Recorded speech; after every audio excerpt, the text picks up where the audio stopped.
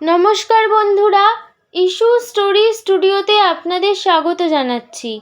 আপনাদের সামনে আমি উপস্থাপন করছি গাধা ও কুকুর নামক ঈশপের একটি নীতিমূলক গল্প। তো চলুন বন্ধুরা, এবার শুরু করা যাক।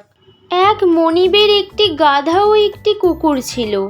তারা মনিবের খুব প্রিয়।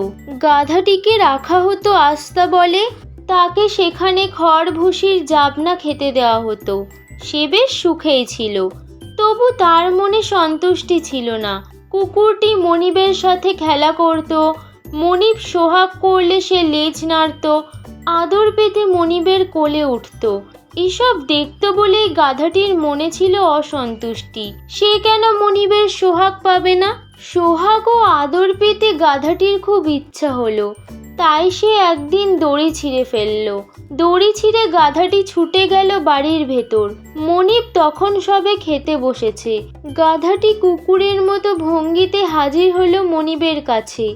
ফলে উল্টে গেল টেবিল। খাবার ছড়িয়ে পড়ল চারদিকে। হৈ হৈ করে চাকররা ছুটে এলো। তারা বেদম মেরে তাড়ালো নির্বোধ গাধাটিকে। নীতি কথা, অপরের সৌভাগ্যে হিংসা করা উচিত নয়। এখানেই শেষ হলো গল্পটি। গল্পটি ভালো লেগে থাকলে লাইক এবং শেয়ার করুন।